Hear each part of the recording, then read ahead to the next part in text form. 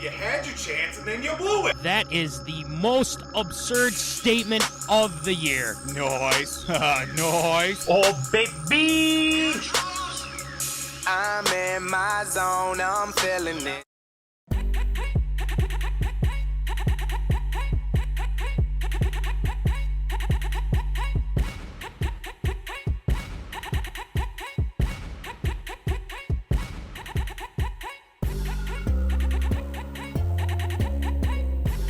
Live from Rock Solid Studios in Granite Falls, it's time for MinneZona Sports, live with DJ Matty C. and Paul the Shield Vold. What's up, Zoners? Ben Lieber here, former Minnesota Vikings linebacker, telling you to tune in to MinneZona Sports Live every Wednesday at 7 p.m. right here on Facebook Live. Skol Vikes!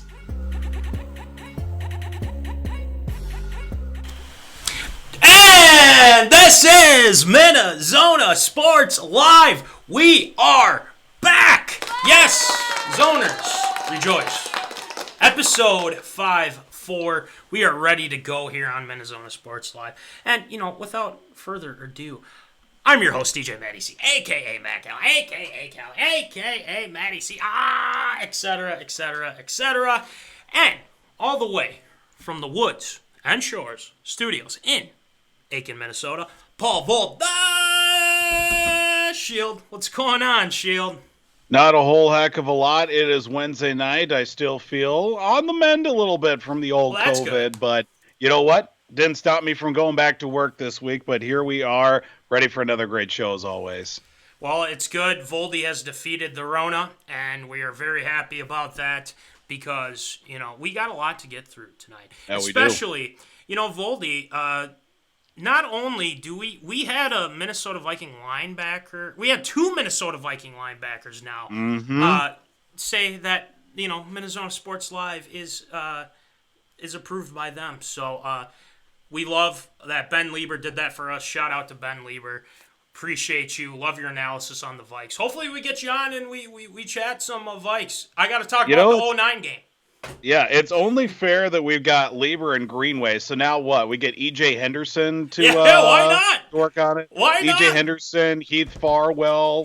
Who else? Who else of the linebacking core Antoine do we Winfield. need to, get in contact with to say the show is awesome? Yeah, hey, we could do it all. We could do it all, folks. So, but anyway, Voldy, we got to get to it. There's a lot of news that we have to get through, especially with the Minnesota Timberwolves and the Wild. So let's get it rolling with some Tater Tot. Hot take.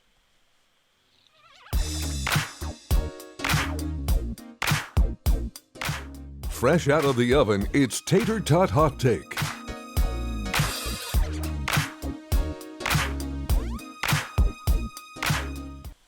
All right, well, we already got Zoners chiming in. Voldy, yuck, take that Eagles jersey off. I mean, I can twin with you with that number 11, though. I like the jersey, to be honest with you. I think it looks pretty Check it out. Looks all right. It's a collector's item now. Yeah, it's a collector's item. I mean, might as well have it, right? Easy A says, yes, EJ. Yeah, you never know. I mean, you never know who we'll get here on MinneZona Sports Live. E.J. Henderson, Aaron Henderson. Yeah. We could put the whole 09 team on blast and just say, all right, first come, first serve, basically.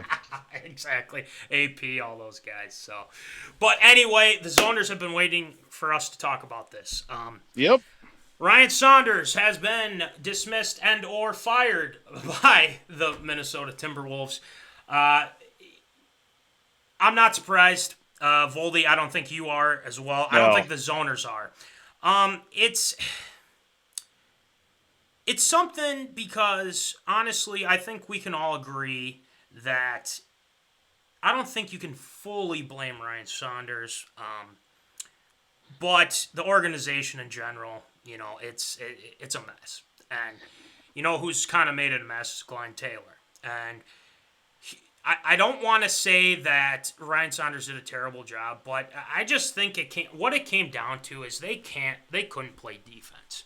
I mean, Voldy, I'm looking at the stats here, and they're 26th in the NBA. I mean, they're giving up 115 points a game. 115 points, which says a lot because they can't play defense. I feel like whenever Covington left, Robert Covington, Rocco, it kind of threw things off balance because D'Lo's not a defender. He's not a very good defender. Yeah. Collins hasn't been the greatest defender as well. There's really not a lot of continuity on defense. It's just mainly offense. But it's like the thing is, their points per game, they're 25th in the NBA. They're 107. So, again, there's a lot that needs to be worked with. Can you fully blame it on Ryan Saunders? No, but I think you have to. It shows that they had leads. They were winning games, but then they lost that lead. They lose leads, and they lose the game. And you know what? That's how it is. And you gotta be willing to figure. You have to finish the game. You have to finish the game.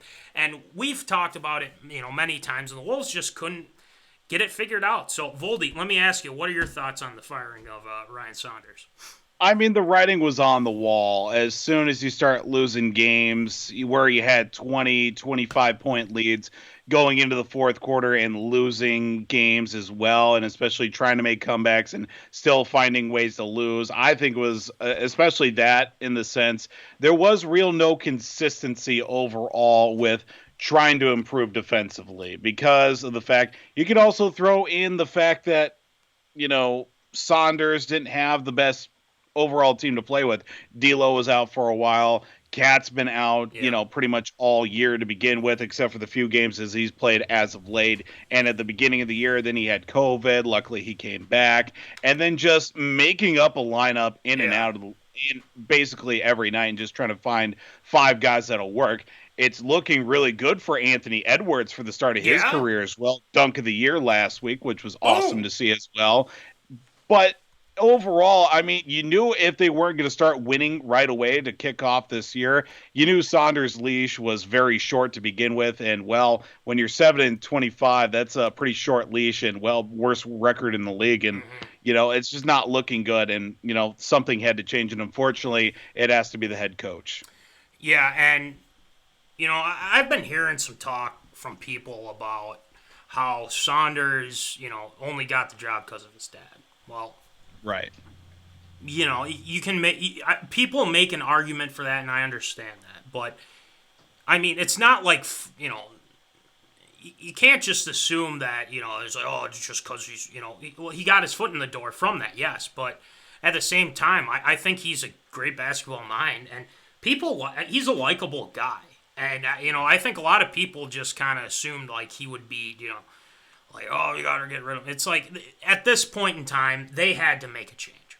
And there was no doubt about that. And they made the change. And, I wish, Ryan Saunders well in the future here. I mean, I really do. I don't have any ill will towards him or anything. Because, a lot of times, when people call for coaches' heads, it's usually like, like Eagles fans, if you don't have a good year or something like that. But, with the Wolves, we really wish him the best. Hopefully he does well, and, I could see him coaching somewhere else. So I think he will. Before we get going here, Easy A had a really good comment, and I have to give him some credit here. Atlanta Falcons Jr. Yes, Easy A. He finally had a good joke. For once. Moving on, let's get to some more zoners.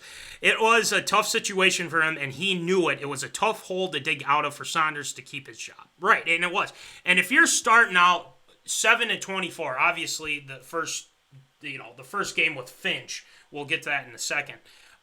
Didn't go well because, it's the first, it's the first frickin' game that he's coaching. So you can't really expect too much. And you're also taking on Milwaukee, too. It's going to be a strong contender in the East, too. It was a lose-lose situation no matter what. With Giannis, and they're poised to, compete for an NBA title. So it's a tough one to, win.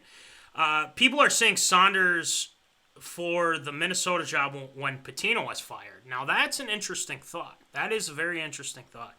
Because, Pitino started off good, but they really ended terribly. As is any other Minnesota coach basically Fair minus Bud Grant. Yeah. Maybe Tom Kelly. Other than that, Denny Green. If you're Denny Green too, God rest his soul. But as soon as you're a head coach in Minnesota, you know your expiration date is within 4 to 5 years, unless you're Tom Kelly, Bud Grant, Dennis Green too. So I mean, that's just a sad part because of the fact that. And honestly, I knew as soon as the Timberwolves did hire Ryan Saunders, I thought, this was an interesting hire because of the fact that he was barely an assistant coach. He was on the staff with his dad, God rest his soul, Flip Saunders. I thought he should have stayed an assistant for at least another 3-4 years. So basically the entire time he's been head coach of the Timberwolves, he should have been an assistant either with the Timberwolves or some other team to, get your feet wet, learn how things kind of go, maybe start looking at head coaching jobs now. But apparently that's not how it works. And, he just got thrown right in the fire. And, here we are at this point. So yeah, here we are at this point, like you're saying. Metz says the only thing the Wolves will contribute to the NBA this year is the new hiring process rules after the hiring of Finch. Now, I'm going to get to that in a second, and I just want to tell Jimbo that we have Wild on the horizon for next Tater Tot Hot Take. So stick with us. We'll get through it. Yep, we got you. So anyway, Voldy, what are your thoughts on Chris Finch hiring? What do you think? I mean, if this was absurd or approved, stamp approval, absurd, what do you think? I think it's absurd because of the fact go and just hire a new guy with the old coach's assistant still on the team, and I don't remember an instance where this has happened, where literally you fire one guy Sunday night, Monday you've got a brand new head coach, but yet you still have the old coach's assistants. I don't think I've ever seen this before. I think it's completely absurd, especially the fact that, there's some guys that were for the assistants or in some players on the team too are saying like, well, why can't we just go with the guys that we've got and have one of them hold out for the rest of the year? But apparently Garrison Rosas has got this plan or whatever. And now the way that's looking at, congratulations, Minnesota Timberwolves are now the most racist team in all of professional sports. Way to go. I guess that's one way to put out your name there a little bit more other than just being a terrible basketball team in the first place. I didn't know you could do that. Honestly, I thought it was okay. You fire your coach, you hire, you say you have an interim guy, let them play out the season and see what happens. I mean, we're getting close to the midpoint of the year, the trade deadline. See what you've got, work from that point as well. But hiring Chris Finch, I mean, that was just completely random. I never saw that coming my way, so I think it's completely absurd. It's interesting because I've never seen something to where I was just talking with, I think, I was talking with Hunt, I believe, via Snapchat about this too. And it's like, this is unheard of. It's unheard of. I mean, when you fire a coach and then you hire one right away. The thing is, this has Glenn Taylor written all over it, and the reason why is because he does not know basketball. KG's even said it, and I think that's what it comes down to. Glenn Taylor just thinks that he knows so much. He doesn't know jack, what. So it's one of those things where, it's the Wolves. We get it. It's the Wolves. They struggle and whatnot. But let's give this guy a chance. Let's see what happens. I don't expect too many things this season because I think Finch wants to incorporate the system fully next season. But again, you get another top pick in the draft, so there's that, I guess. So I guess we'll see. Let's get to the Zoners, and then we'll go on to the Wild talk. I would not expect anything from the Wolves for the rest of the year. Finch will probably wait to change the system in the offseason. Oh, yeah. Thank you. Big time. Hunt says the key thing for the Wolves is to make sure you don't get outside of the top 3 for the draft. Otherwise, Golden State gets the pick. That's true. You gotta think about that as well. Simply put, it was a nostalgia hire for Saunders. Taylor watched too many Disney movies. Clearly. Gosh. Cole says the Hunts, even if they finish with the worst record, there's still a 60% chance they will lose their pick. Okay, now that's interesting too. That is an interesting thought. This would be tampering if it was a player. That's a good point too. So, Glenn just doesn't know. Again, it all comes down to Glenn Taylor, and it frustrates the hell out of everybody else. Absolutely, Cole. Hunt says absolutely, Cole, but you just want the best percentage to still try and keep the pick if possible. So there's that too. So obviously a little back and forth going with it. So anyway, I guess if it was absurd or proof for me, I would probably say it's a little absurd because it was just kind of all the spur of the moment. This was planned, and they already had something in place, which is just almost unheard of. But it's the Wolves. It doesn't surprise me one damn bit, Voldy. So there's that. And, we wish Ryan Saunders the best in the future. Hopefully he gets another shot and, learn from some of this. So they got to play defense, though. I hope Finch can figure that out because, if they can't play defense, they're not going to win many games. So, but anyway, let's move on to a team that's actually doing well, Voldy. Let's talk about the Minnesota Wild. They smashed those Sharks 2 nights ago, I believe. Or was it last night? Yeah, 2 nights ago. And they beat them 6-2. It was one hell of a game. And, Zuccarello. A lot of people are very critical of Zuccarello, but guess what? He had a goal, 3 assists against the Sharks. So, Voldy, let me ask you, and the Zoners as well, your thoughts on the Wild actually getting on a roll here?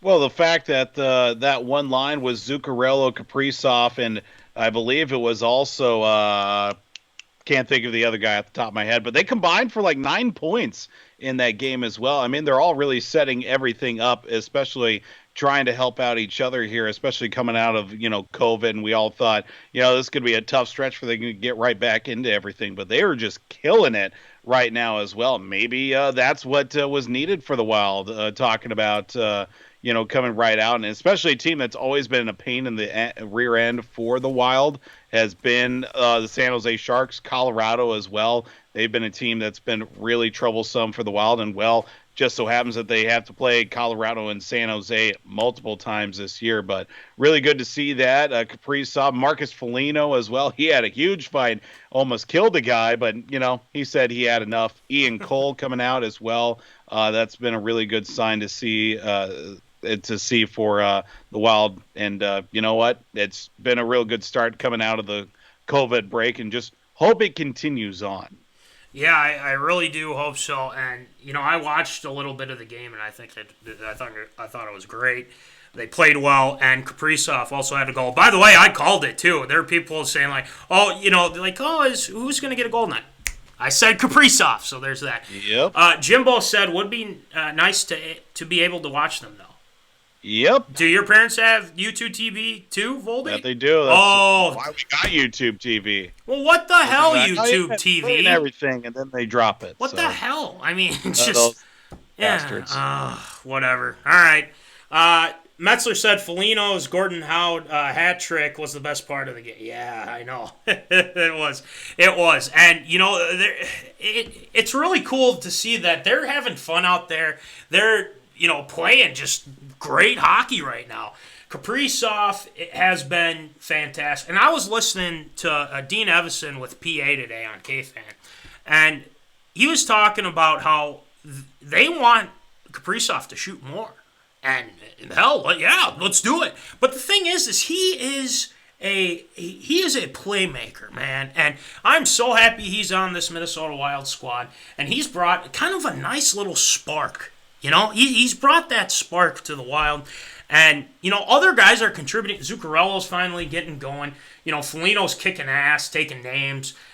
Ian Cole's actually been playing pretty well, who they just got not too long ago. So, hey, Guerin is making moves, and he is doing a great job of it. So, Jimbo says FSN sucks. Won't be able to watch the Twins either.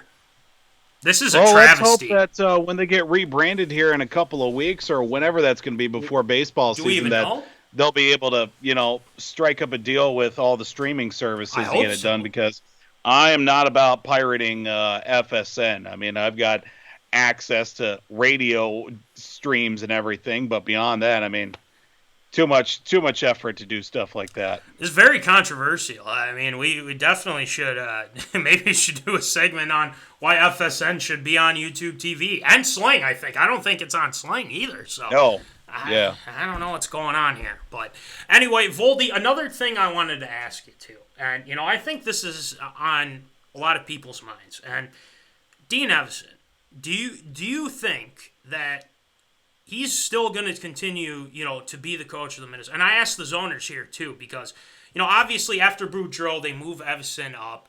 And, again, he's actually been very good. It seems like the guys really respect him. And, I've seen a lot of good things. Do you think he'll just continue to be the head coach here no matter what happens at the end of the season? I think so. Yeah. The last season plus, you don't really know what you're going to be getting from night to night beyond what game is actually going on at that time. I think he's got a really good shot depending on what happens with this season. I think he'll be just fine until things get back to, quote, normal in the sense for a full hockey season. I think he's going to be just fine. He's got a really good youth core to work around as well. Bill Guerin's investing in him. The entire Wild franchise is investing in the team right now. Kaprizov is a real nice touch. You got a lot of the young guys coming up. Kalen Addison is a really nice piece to see here, hopefully for an extended time in the near future. I mean, you got the youth goaltending coming up as well. Haven't fully been able to see what Cam Talbot's brought or Andrew Raymond for that matter. So you're going with the young guy right now. I think, Evison's got a good shot sticking around here for a couple more years.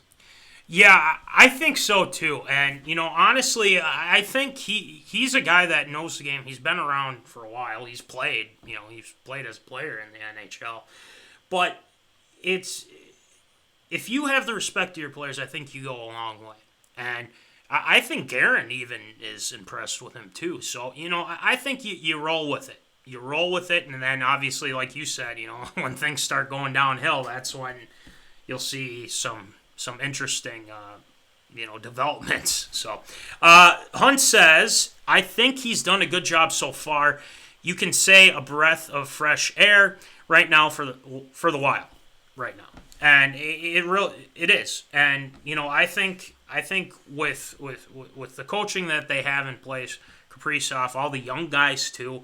But again, Guerin he's kind of a no-nonsense guy. And, if things start to head south, he's going to do something about it. So there's that as well. But we'll see what happens. The Wild are playing tonight at 8 p.m., so I can't wait to, maybe tune in for that a little bit. Check out, beat the Avalanche, too. This is a big rivalry game, because we hate them, they hate us type of thing. So hopefully the Wild can come away with the win. But before we move on to our next segment, which is Table Topics, Voldy, the Wild get the win tonight? What do you think? I think they do. Yeah. I think riding that 3-game win streak right now, I think it's pretty apparent. But if anything, Colorado is a team that certainly is going to bring it each and every night. But I think if the Wild continue with the intensity that they've been playing with last few games and just continue to pile on the goals like they have, they get those top two lines going and hopefully get the gall darn power play going like they have the last game or so. Yeah. That's going to be a big help as well. So I think, it's not going to be like a 6-2. I think it'd be like a 2-1 or 3-2 situation. So yeah, I think it's going to be close. It usually is in these types of games. And I got the Wild as well. I'm biased, but that's just me. Mudson says, ironically, from everything I've read, the baseball contract with Fox Sports affiliates causing the Wild mess, which in turn Wild moved the MLB even further, while moving the MLB further behind the NFL and NBA in popularity. Okay.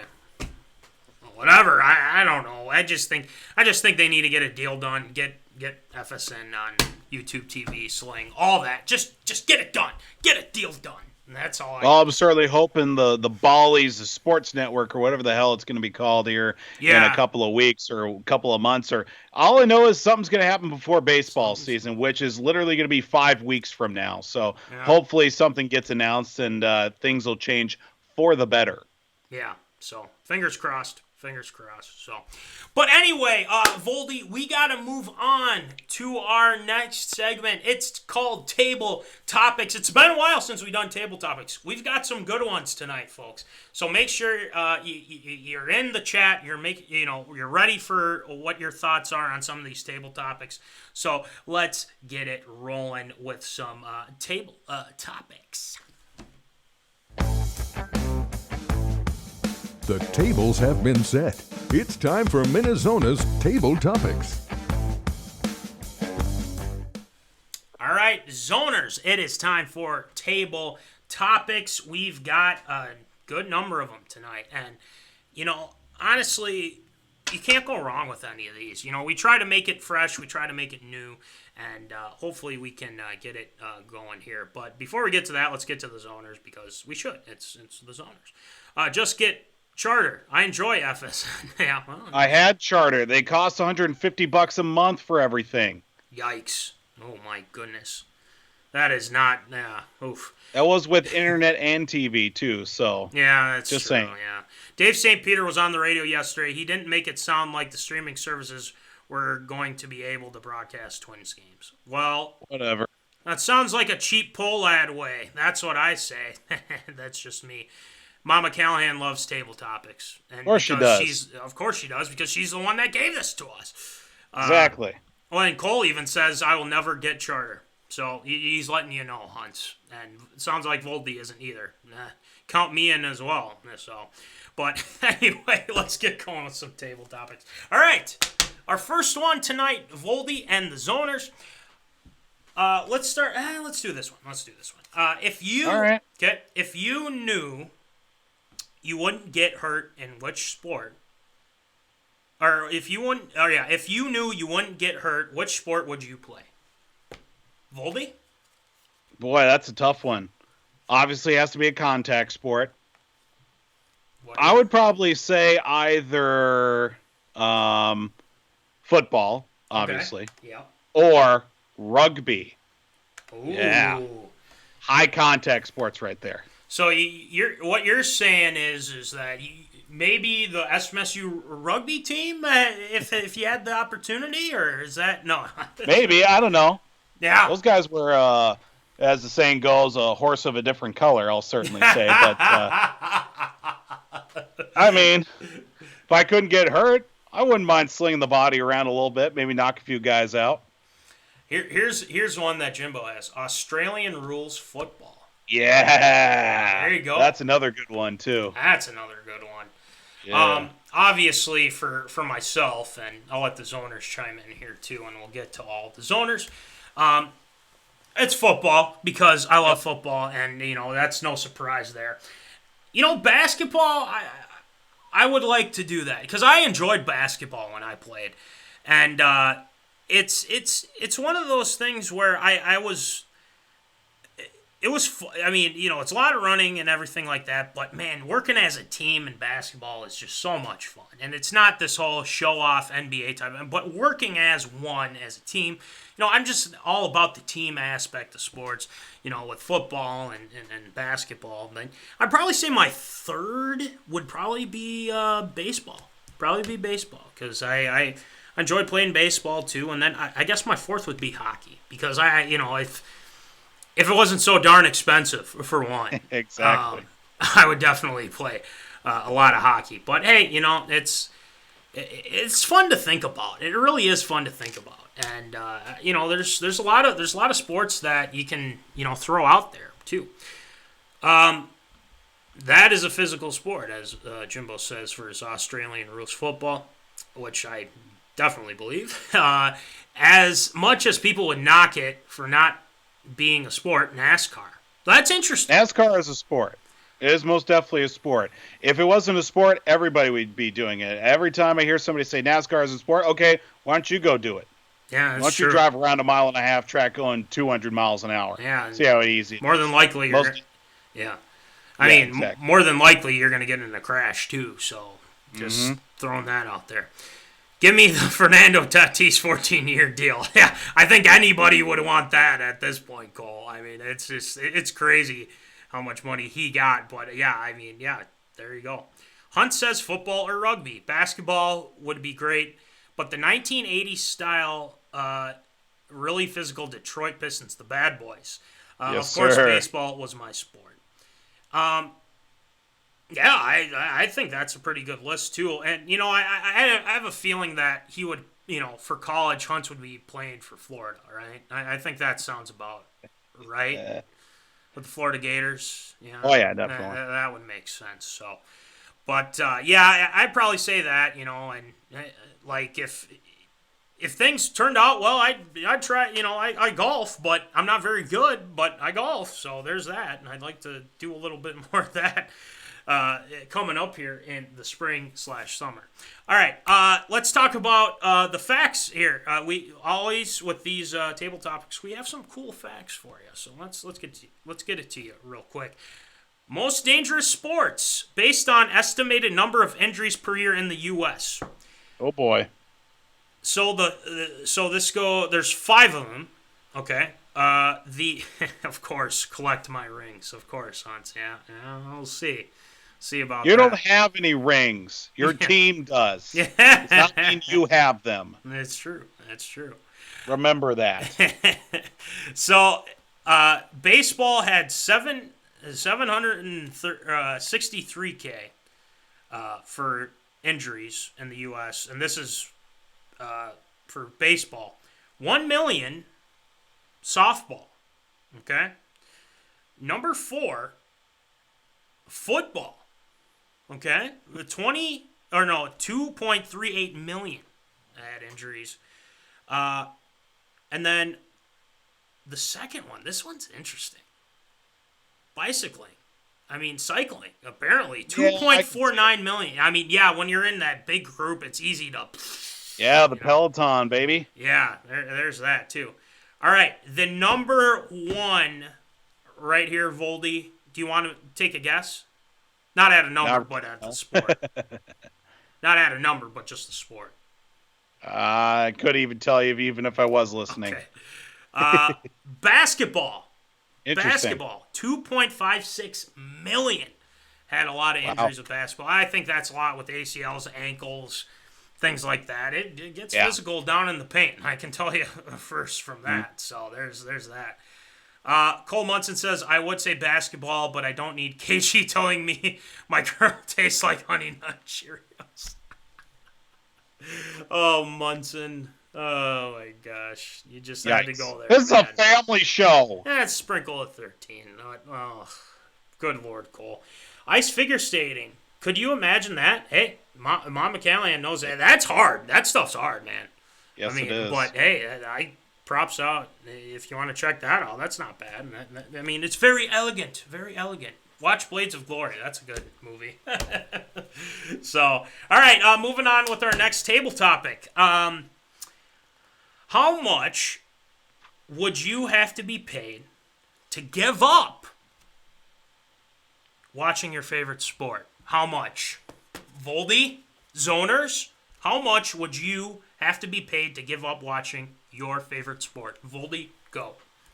Probably the amount. Well, it's actually kind of funny because over the weekend, me and Sarah were watching The Hobbit, and the amount of gold and jewels that were in the kingdom of Erebor, basically held by Smaug the Dragon there. Yes. So probably that amount. That's an exact number. That's the amount that I'm going to throw out there because it's going to take a lot of money to tell me to stop watching my favorite sport. Well, going back so we can easy says swimming is pretty low on the amount of people getting injured. Yeah, that's true. That's very true. Hunt says billions for him. Yeah, and it'd be a lot of money. And obviously, it would take a lot of money. I think, like you said, in the Lonely Mountain, I think that's how much it would take for me to give up my favorite sport, which is football, by the way. There's no ifs, ands, or buts about it. You can't take me away from that because it's a great sport. I love the sport so much. It's very entertaining, and there's nothing like it. But for one, I don't think anybody would.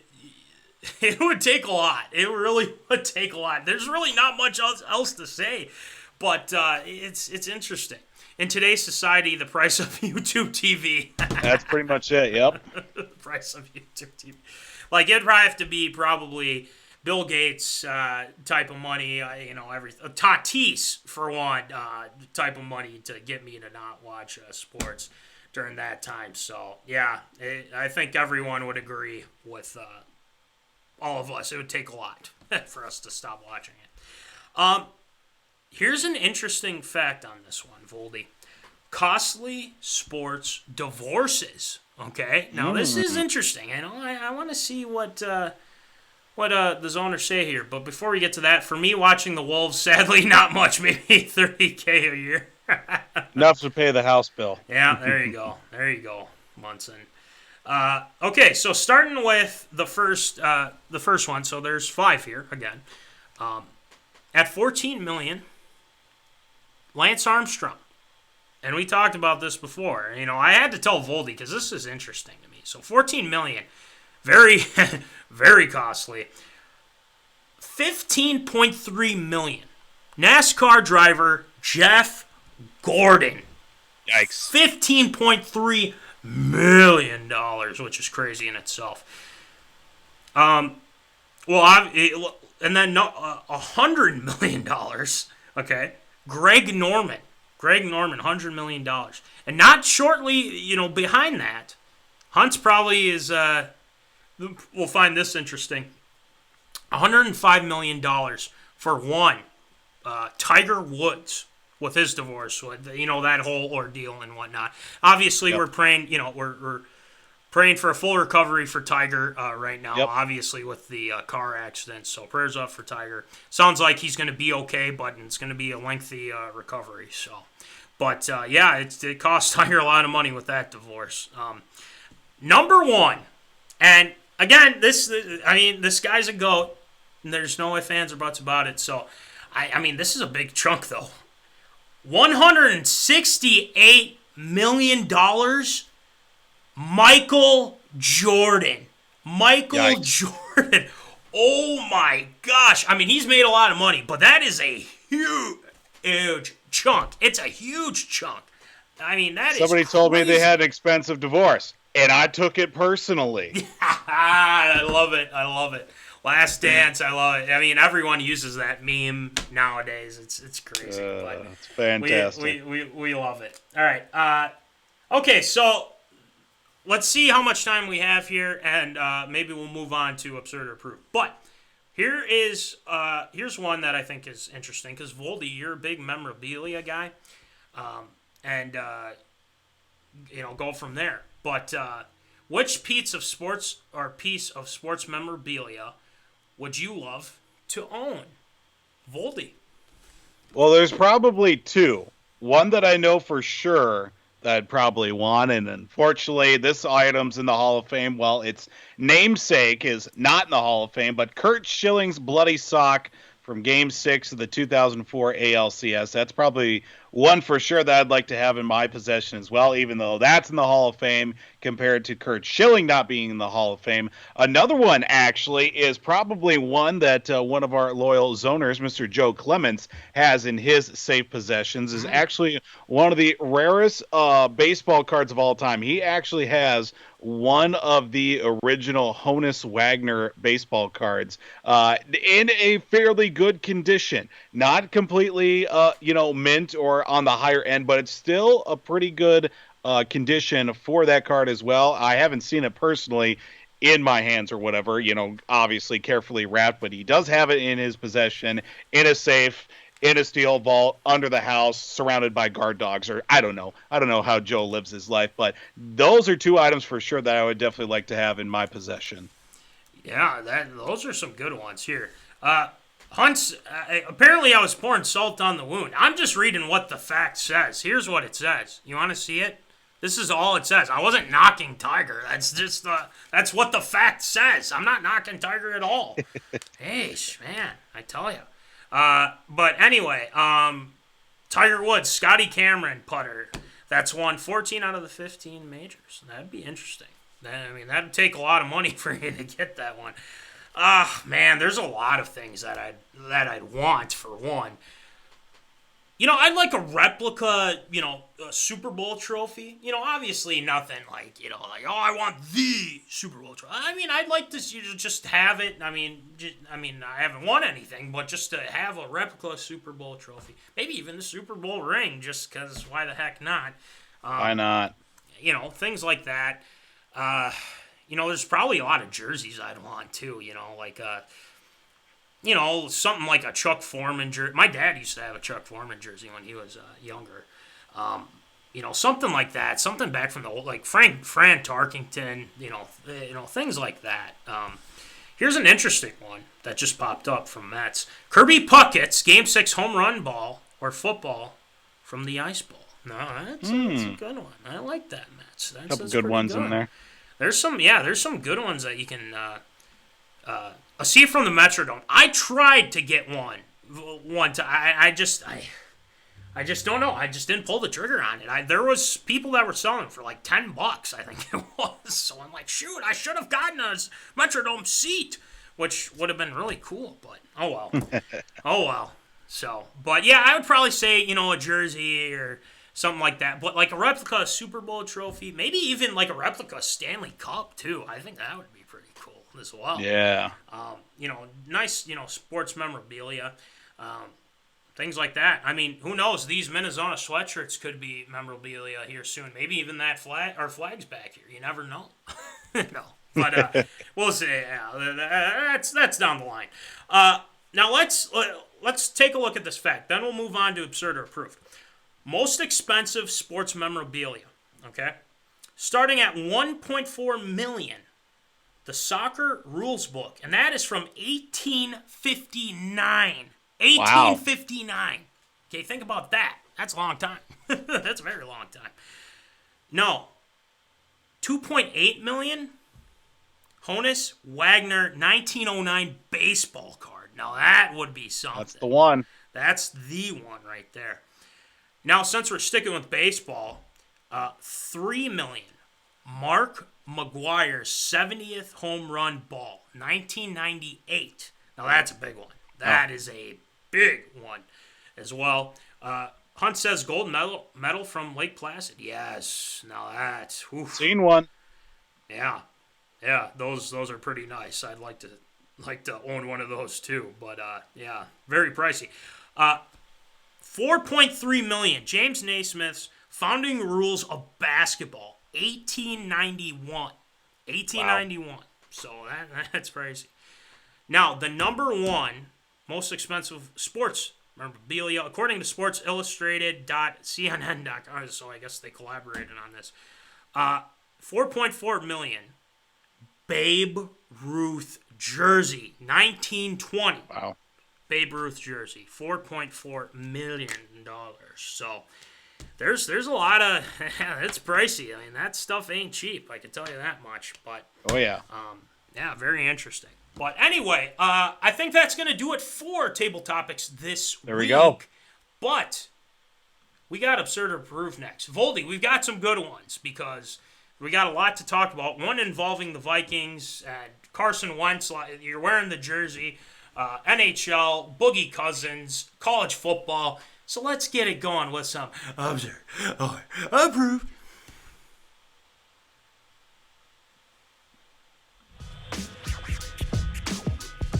It's time for everyone's favorite segment, Absurd or Approved.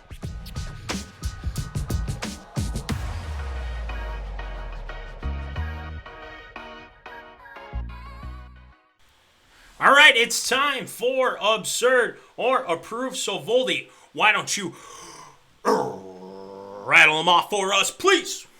Well, there's been a lot of talk here in the NFL offseason about trades and supposed upgrades to franchises. And one constant player that's been in the midst of all of that has been, well, the likes of Deshaun Watson. And, well, Houston keeps saying that they're not going to trade Deshaun Watson. He wants out. He's allowed teams to know that there are certain teams that he wants to waive the no-trade clause for. But one person decided to take it to a whole nother level, including two other teams. Legendary football writer Peter King with NBC Sports put out a new edition of his Football Morning in America article earlier this week on Monday, and he laid down the fire for the likes of the Minnesota Vikings, the Houston Texans, and the San Francisco 49ers. So, three-way trade between those three teams, and would shape up like this. Now, the Minnesota Vikings are going to take the big L on this one and send away a lot of people. They'd give away Kirk Cousins, Anthony Barr, Alexander Madison, the 14th pick in this year's draft, first-round pick in 2023, second-round picks in 2022 and 2023 as well. Meanwhile, Houston and the 49ers would trade away the likes of Sean Watson, Jimmy Garoppolo, and also get rid of their number 12 pick for this year, would San Francisco. Now, what are the Vikings going to get? They're going to get Deshaun Watson, just like that. Meanwhile, the Texans just come out of this looking like winners. In this one, they get all 5 draft picks that were mentioned, along with Madison, Barr, and Garoppolo, while the Niners get Kirk Cousins out of the deal. So basically, QB swap for the Texans, Niners, and the Texans and the Vikings, I should say. Meanwhile, the Texans get everybody else, plus they get Jimmy Garoppolo too. Absurd or approve this supposed trade scenario and the likelihood that it would ever happen in a million years? First of all, absurd. Absolutely absurd. And the reason why it is absurd is because the Vikings are giving up the farm. Literally the whole kit and caboodle, like you would say, Voldy. Yep. And the reason why it's absurd is because you're giving up Barr, you're giving up Madison, which, again, you still have Dalvin, right? But, Matt, you get rid of, I understand you get rid of the contracts and whatnot, but here's what else you're giving up. You're giving up number 14 pick, 21, and then a first-round pick in 23, second-round pick in 2022, and then a second-round pick in 2023. Okay. This, first of all, it's not going to happen. I'm going to say that right now. And I believe that, I understand. Okay, I get it, Zoners, that I get it for Vikings fans and everything. When you think Deshaun Watson, oh man, that would be great if we had Deshaun Watson. But you know what also would be great? If we had an O-line too. So there's that. But Deshaun Watson, yes, mobile QB, whatnot, very accurate. But here, I hate to be the bearer of bad news, but it's not going to happen. Okay, so it's fun to speculate. Like Huntz was saying, sounds like the QB carousel is dead right now. So they want to try to make a story out of nothing. Peter King, I respect him. I think he's just kind of spitballing here, but it's not. This won't happen. And if they keep throwing out, picks and everything like that to the Texans, I mean, the Texans are going to look pretty damn good in this trade, for one. The Vikings, well, you get one great quarterback. That's about it. Matt says, if the Vikings trade the first-round pick, they won't be able to draft a cornerback in the first round. Well, that's true. I'll give you that one with Zim and whatnot. But Easy A says, no, LOL. And I think Voldy, on Twitter, you were very vocal on that, saying no as well, and I agree. I 100% agree as well. It's absurd, and it's not going to happen, and stop giving, more fuel to the fire to this whole Deshaun Watson to the Vikings thing. So, yeah, it's absurd. Voldy, what do you think? If for a team that's completely screwed no matter what is the Houston Texans. They got a quarterback who wants out of town. They have no draft picks because, well, they got rid of them when they traded their 2 best players the last couple of years in the likes of DeAndre Hopkins for a backup running back who didn't even play a full season for them as well. Getting rid of all your draft picks in the likes with Bill O'Brien as head coach and GM. I mean, this would be a win-win for everybody concerned, but I don't think it's going to happen at all. I think it's completely absurd. Kirk Cousins wants to stay here as long as he can. I don't know what Jimmy Garoppolo wants to do with his life. He's taking it day by day, and I just hope that he can stay healthy for the most part. Might as well even try to play a little football at the same time. But Houston, I don't think, is going to pull the trigger on something like this, considering the fact that they don't have a whole lot of cards to deal with besides the fact that they've got an angry quarterback that just wants out of town. I think it's just completely absurd. Yeah, and it's not going to happen. So I And if I'm wrong on that, again, I'll nominate myself for Absurd Statement of 2021.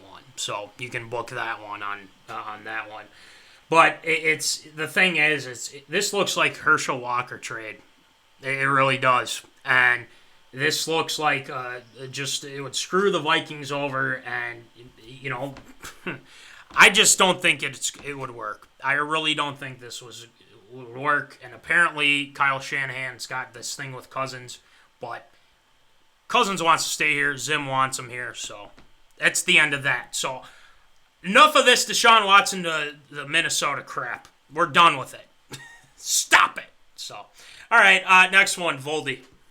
Well, unfortunately, as the jersey that I'm wearing is probably going to be no longer relevant ever again, Pennsylvania is moving even further east to Indianapolis, as it was announced late last week that the Philadelphia Eagles have traded quarterback Carson Wentz to the Indianapolis Colts for a couple of draft picks that could be to the benefit of the Eagles here in the next year or so. Certainly going to be very interesting to see, but absurd or approve of the Philadelphia Eagles cutting ties with Carson Wentz?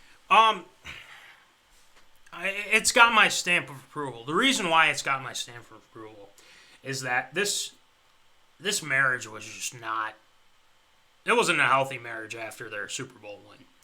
And obviously the injury with Carson Wentz definitely put things into perspective. And I just think him and Peterson were just on different, rhythms. And I think there's a lot of reports that they did not like each other and things like that. But I think this makes sense for the Colts because Frank Reich, he used to be the QB coach in Philadelphia, and he worked with Wentz. So I think Frank Reich could, pull what he had in 2017 or whenever it was that he had, the magic that he had. Not saying that he's going to be fully just amazing, oh my gosh, he's going to be MVP type of season, because I don't think that's going to be the case. I think he's going to be better, but I just think that it makes more sense for Wentz to move on and the Eagles to move on because they like Jalen Hurts now. But, again, that could change. That could very much change, as we know in Philadelphia.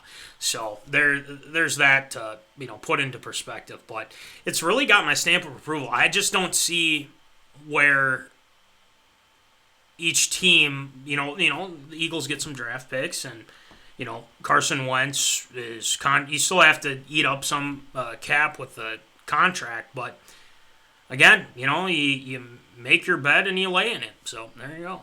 I don't know. Let's see. Approval.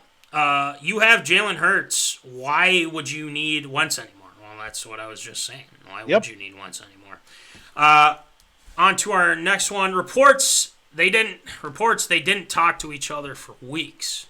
Well, that sounds... I wouldn't doubt that. I think that's definitely possible. But Dak's the only QB from the 2016 draft that is still with the team that drafted him. Now, that's interesting. That is interesting. Probably for not too much longer at this point. That's why Hunt says not for...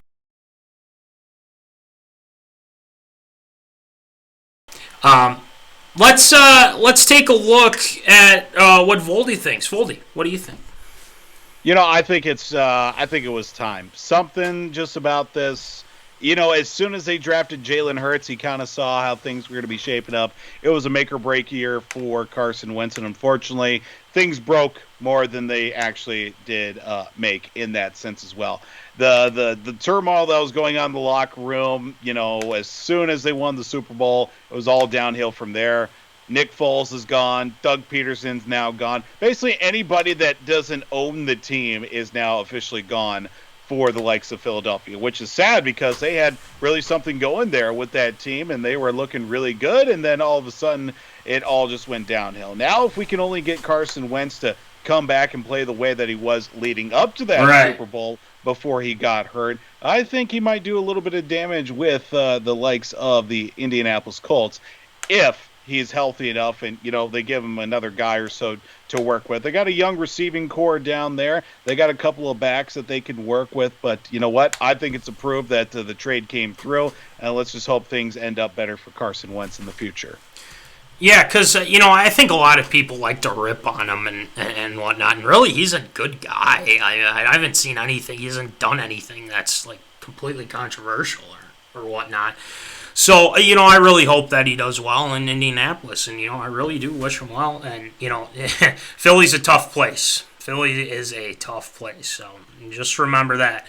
Jacoby Brissett can't catch a break. Yeah, he really can't. That's a good point. Who knows? It's sad. Yeah. It's sad.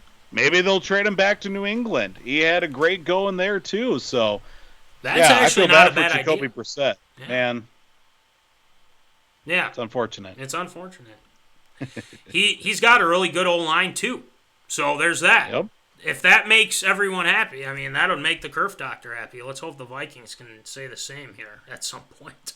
But anyway, yeah, I think it's got our stamp of approval. It worked out. Well, hopefully it works out for both teams, so we'll see. All right, next one, Voldy. Well, the NHL decided to play a couple of games outdoors over this weekend, and, things didn't exactly go according to plan, at least for Saturday. The game between the Colorado Avalanche and the Vegas Golden Knights started at noon out in Lake Tahoe, which is about 3:12 p.m., 3 o'clock Eastern time. And, at noon, that's when the sun is at the highest in the sky and caused a little bit of some issues around the rink and even caused the ice to melt at the same time. Well, after the first period, the NHL just said, we're not going to keep playing right now. We're going to wait for things to cool off and wait for the sun to go down. An 8-hour delay of that contest led to the game finishing and actually restarting midnight Eastern time. Wow. So that's about 9 o'clock out on the West Coast. And, it ended up actually being quite the game overall, but yeah, the NHL did kind of drop the ball on this one in a lot of respects because it was going really well to start off, but the game that was also affected from, the early game to Sunday's game between the Philadelphia Flyers and the Boston Bruins actually did mind playing. They played a little bit later, and it actually turned out great. If you're a Boston Bruins fan, it turned out to be a great game, such as myself, but there were a lot of things that did go along with it, with moving and reshuffling the schedule. Absurd or approve the NHL kind of dropping the ball when it comes to the Tahoe games? Well, honestly, why couldn't they just start later? Was there any issues with the iron or what? So they don't have any reasoning, really? Is that what we're getting at here? Basically. So yeah, I think it's absurd. I think there's got to be another way. You can't. Couldn't find a secondary place. If you're playing at Lake Tahoe and it's the poor ice conditions and whatnot, and then you delay. Well, honestly, you should have had that figured out. I don't know how much or what goes into it, but you put a pause on the Tahoe games. You gotta be prepared. Isn't that if you're playing in it's in California, right? Tahoe. Right? Well, it's literally between California and Nevada. Oh. Lake Tahoe literally splits the border in half. Okay, so yeah, it's West Coast, great weather and everything like that. So they clearly don't know how to keep the ice frosty. So there's that. But yeah, I think they just kind of dropped the ball on trying to figure out what to do, or even have a backup plan. That's kind of. Why not try the lake if it's frozen? Yeah, that's true. There were people on boats in shorts and T-shirts. That should have been a bad sign right off the bat. Clearly. They clearly just... So, yeah, it's absurd. They fumbled this. So, Voldy, what do you think? I don't know how much it costs to put somebody on staff that's maybe a local and or meteorologist to say, it's going to be a little warm when you start things off. So you may want to push things off a little bit when it starts to cool down. But I think the NHL is just trying to put itself a little bit in a situation where they try to get a little bit more attention. Well, they got the attention, the wrong kind as well. But the game on Sunday night ended up being a really good contest and doesn't look like there were any issues overall. But you know what? Let's just try somewhere a little bit more. Let's try someone, for sure ice conditions are going to be a problem. Maybe try somewhere a little bit north, somewhere where it was cold for a good while. I don't know, maybe Lake Superior or something on the Upper Peninsula, maybe Detroit. I don't know, maybe Duluth somewhere. Somewhere it's definitely not going to be a problem if the ice conditions are going to be an issue overall. So I'm just saying, they tried a little bit, but I think it's completely absurd that the NHL, basically shot itself in the foot on this one. Yeah, sounds about right. And as I like to say, the NHL got a little greedy, as we like to say here on MinneZona Sports Live. So, yeah, they did. They really dropped the I guess you should say dropped the puck in a way. Oh, but not in a good way. Not in a good way. So there's that. All right, next one, Voldy. Well, the ongoing saga that is DeMarcus Cousins continues as Boogie Cousins has now officially been waived. Once again, this time by the Houston Rockets. The move came after a mutual decision between the team and the big man to part ways. Now, Cousins, who's still expected to make the minimum of $2.3 million out of the Rockets, is now a 30-year-old journeyman center with an all-star attempting, four-time all-star, trying to come back after a series of injuries, averaging 9.7 rebounds as well, but unfortunately just hasn't gone his way the last few years, bouncing around from team to team while getting hurt as well. Is it absurd or approved Houston cutting the plug that is Boogie Cousins? Well, Boogie Cousins can't stay in one place, which is interesting to me. He was with Golden State, stayed there for a little bit, then he was gone, and then he was with Los Angeles, then he was with this person, good Lord, can the guy stay in one place or at least give, Boogie, I think Boogie's losing a lot of his flavor here, and he's running out of options, and, he's a good player. It's just, the King, after the Kings, he just really has lost, all the, he's had injuries, as I've seen, tore quadriceps muscle and whatnot. He was with the Pelicans, too, I might add, as well. Tore his ACL. But, again, it's just something with Boogie Cousins. People just say, he can get back if he's healthy and whatnot. But it's just, I don't know. And as Jimbo said, in the hockey world, we call him a suitcase, exactly. So it's just, as Hunt's is saying right now, he's not Boogie from Kentucky or the early days of the Kings anymore. He's an average player now, maybe even below average, and even if the Rockets don't want him. But I was reading something that the Lakers aren't as interested as they were, and it doesn't seem like they're going to get Boogie back. But I agree with what Jimbo said. He's a suitcase now, and obviously hopefully I think he can still be a good player. The thing is that he's not the same guy, just really not the same guy. So Voldy, what do you think?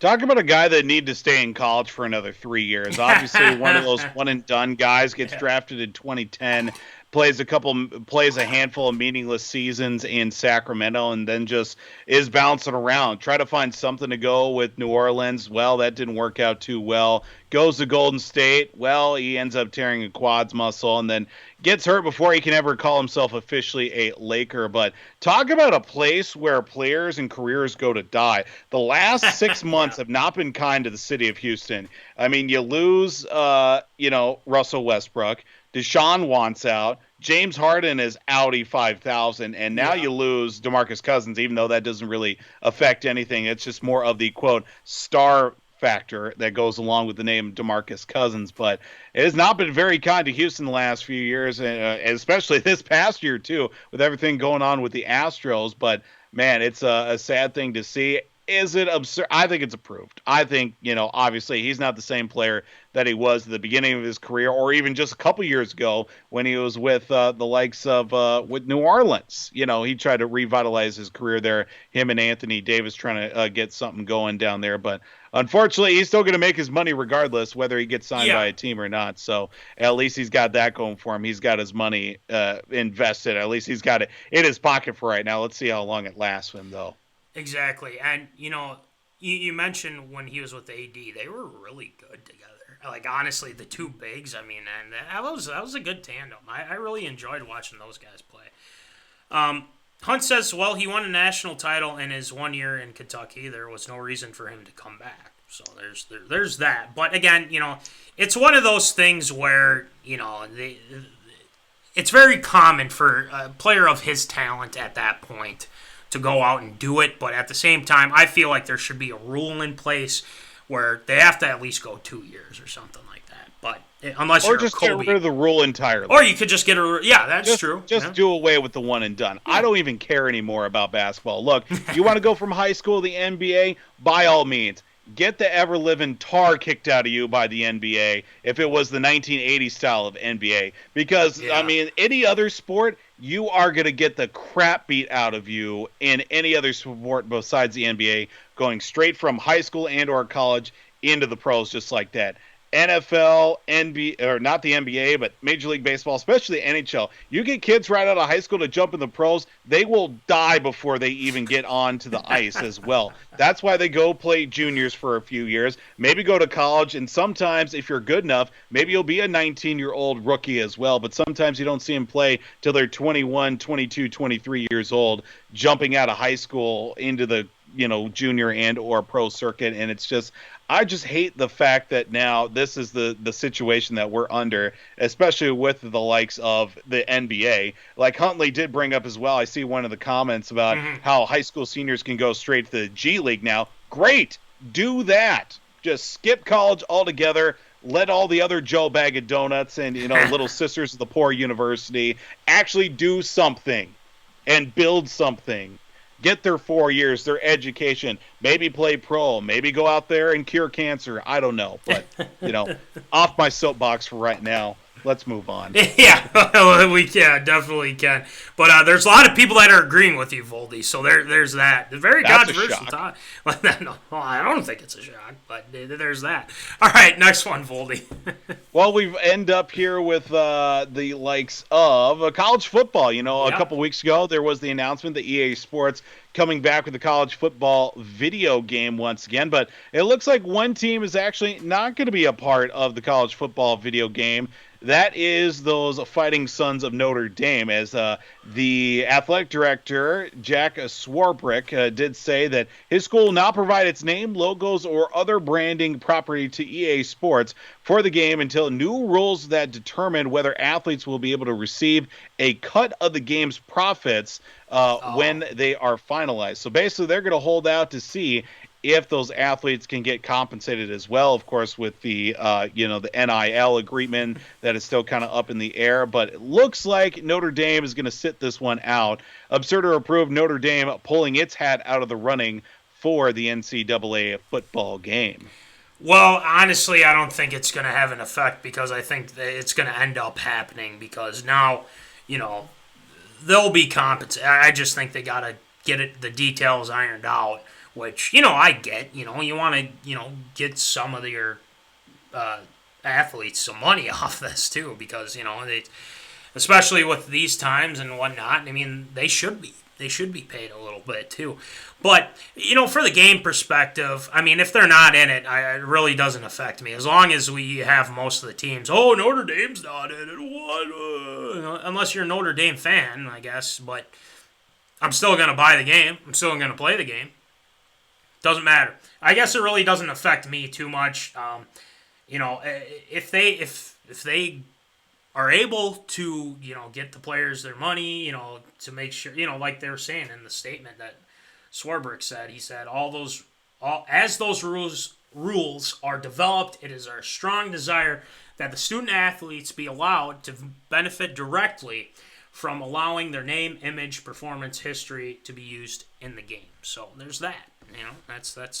That'd be interesting.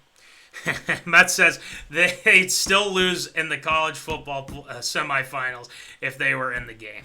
Yeah, that's true. It'd probably be by a lot, like 50 to That was going to be the joke I was about to make. Congratulations. Man. You're out of the game, but you still lost the college football playoff by 35 points. Yeah. Congratulations. Mets beat you to it, but hey, there you go. Yeah. I believe the bill is starting to get going now with the college players. So, yeah, there you go. I think eventually that'll get done. It'll get done. So I think, it's got my stamp of approval. They're kind of taking a stand on it, and if they're not in the game, who the hell cares? So that's just me. Voldy, what do you think? Yeah, I think it's a little absurd just because of the fact Notre Dame still wants to make themselves relevant, even though the fact, like my joke was going to be, they're still going to lose the college football playoff by 35 points. But hey, at least we were there. Still doesn't get you a national championship overall. I think it's absurd just because of the fact that they're kind of holding things out. But, I can see why they want to hold out. They want to make the stance and be at the forefront of saying, look, we'll be a part of it, but we want, those players that are going to be on that game to be fully compensated if others are going to be making money off their likeness and off their, their depictions in games and, all the other branding that goes along with this. So, yeah, that's what I got to feel about that for this week. Yeah, so there's that. And Mets says, great minds think alike, Foldy. So there you go. And you have Mets rooting for you there. So there you go.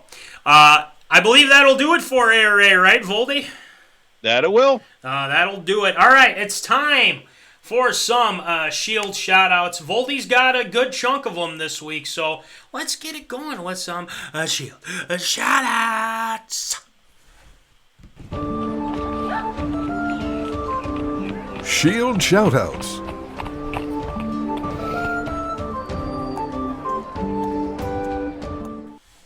All right, Voldy, who are you shouting out tonight? Well, got to start things off as well. It'll be tomorrow, officially 37 weeks. We don't want to end the show here not too quickly as well. That Mrs. Sarah Ann Deucefold will be pregnant with our first child. But I do have to send a Shield shout out to the missus here this week, adding another welcome addition to my collection of books and uniform-related media. If you can get a shot of this here. Ooh. Fabric of the Game. Stories behind the NHL's names, logos, and uniforms showed up in the mail yesterday's, and this is a really nice page-turner talking about not only the teams currently in the NHL, but all the defunct teams as well. This is a really nice collector item here as well. Been waiting to see this one show up, and luckily enough, it came at a really good time as well. So a big Shield shout-out to the missus for that. We do have to wish a big happy retirement, happy trails to one of the favorites in Twins territory, former Twins second baseman Brian Dozier announced his retirement from baseball on Thursday. Only played 9 seasons in the major leagues, 7 of them with the Twins, but came up with the Twins and provided a lot of cool moments, including that 40 home run season and an almost 100 loss season for the Twins. But of course, did lay the groundwork for the Bomba squad, but at least he did come out as a World Series champion, winning with the Washington Nationals in 2019 as well. So happy retirement, and hopefully he can come back and do a little bit of excellent work with the Twins for Brian Dozier, maybe sign one of those one-day contracts to finish off where he started out in Twins territory. This past weekend did kick off for college baseball, and, well, if you're like myself, missed college baseball every chance and at least being around a team as well. Well, Florida Atlantic University freshman, the Fightin' Lane Kiffins, as they used to be known as, freshman baseball player Caleb Pendleton accomplished an incredibly rare feat. Not only did he get 2 at-bats in 1 inning, but he hit 2 grand slams in the same inning. It is first 2 college at-bats in a 20-15 win over Central Florida this past Saturday as well. An extremely rare feat that has only been accomplished, I think, at least once or twice before, and that's been at the pro level as well. This guy did it in the college ranks, so a big Shield shout-out to Florida Atlantic University freshman Caleb Pendleton for his first 2 at-bats. And speaking of college, return to college football over this past weekend. Hey! Lo and behold, one team that did not win. First coaching win for one by the name of Deion Sanders, head coach for Jackson State. Notched a 53-0 victory over NAIA program Edward Waters University. So first collegiate victory for Coach Prime, as he's now known as. And Deion Sanders notching his first win as a head football coach. And do have to send a Shield shout out to somebody we previously gave a Shield shout out for getting signed and getting drafted in the NFL. Well, NFL did work out for this guy, but former Kennesaw State halfback, fullback, running back, whatever you want to list him as, and Baltimore Ravens draft pick Bronson Recksteiner, son of a pro wrestler Rick Steiner, and nephew of the Big Papa Pump, Big Booty Daddy Scott Steiner, signed a professional wrestling contract at the WWE and the Performance Center to work at that level to develop because, well, wrestling just runs in the blood. NFL didn't work out. Had a really nice career at Kennesaw State in college ranks, but let's see what he can do in the ring. That's going to do it for Shield shoutouts this week. Wow, that was a lot of Shield shoutouts this week. We love it. We appreciate it, and you know there's going to be more next week, so there's that. But anyway, great job, Voldy, with Shield shoutouts as always. Sure. But we got a couple more things. We got to get to a couple things here. We've been promoting a lot of stickers, sweatshirts, shirts, and all that fun stuff, but we've got a lot available, and we've got people that have bought these. Are trying to buy these stickers. And the thing is we have a lot of them, Zoners. We have a lot of them. Okay? Let's start up. $3. Okay? $3 with the window decals. Okay? $3. And the bumper stickers, the big bumper stickers, $3. $2 for the mini bumper stickers. This one's $3. That is $3 as well. And then the mini, these are $2 as well. Very cheap, very awesome, and we want to give it to the Zoners. And you can put it on your laptop, you can put it on your nightstand, you can just put it anywhere you want to. Anywhere. Just anywhere you want to. So make sure you can talk to me, talk to Voldy, talk to the Curve Talk, talk to Jimbo. We'll get you set up. Anyone. But and then also these bad boys, these sweatshirts. Okay, we want you to buy more because Jimbo will get us what we need. If you want a sweatshirt, $40, $5 shipping, Venmo, PayPal, whatever you want. These are comfy as you know. I mean, they're so. Everyone keeps saying they're really comfy, and I agree. They're fantastic. Very so comfy. there's that, and then also we have shirts as well. $20. $5 shipping. If you want a shirt, we can get you a shirt. The shirts are 5 out of 5 stars, much like the sweatshirts, much like the stickers and everything like that. Easy A's even saying it right here. Sweatshirts are pretty sweet. Damn right they are. They're damn right they are. So there is that. All right, and then also shout out to National Fleet Graphics for the stickers as well, and Crown Rental, Tyler Knutson for getting us some cool stickers too. And then another thing as well, Zoners. The Barbell Nerds podcast. Okay, they have new episodes. Launch 1.0 is pretty cool, and Will Rattel probably taught Anthony Edwards how to dunk on that. Oh yeah, I mean, dunk of the year right there. Maybe it is crazy. Oh, it's just so cool. But anyway, check out the Barbell Nerds podcast, W2 Performance. They have new episodes almost every week, so make sure you tune into them. Shout out to Will Rattel. And then also, Season 2. And then also, they have stickers available as well. $2 for the Barbell Nerds podcast. So make sure, talk to Will Rattel. He'll get you set up. Jack's Junkyard Season 2 is back. Baby. So make sure you check out Jack O'Keefe's show. Jack O'Keefe's show, Jack's Junkyard. It's a great show. We've been featured on it before, and we appreciate him tuning in, and we just want to make sure we get him a shout-out as well. Hey, look! It's a Rick! Ha! A Rick! Those sweatshirts are definitely worth it. So comfortable, as a Rick is saying. So, yeah, guys, we'll get you sweatshirts. $40, $5 shipping. We'll get you set up. So, but anyway, I think that'll do it for this week, episode 54. Voldy, great job, as always. And thank you, sir. And we will be back next week, episode 55, which is crazy. I think that's just going to be awesome. So we appreciate the Zoners tuning in. And before we go, we got a message from somebody, and I'd like for him to go with this. So as always, Zoners, keep in the zone. Holla. What's up, Zoners? Ben Lieber here, former Minnesota Vikings linebacker, telling you to tune in to MinneZona Sports Live every Wednesday at 7 p.m. right here on Facebook Live. Skol Vikes!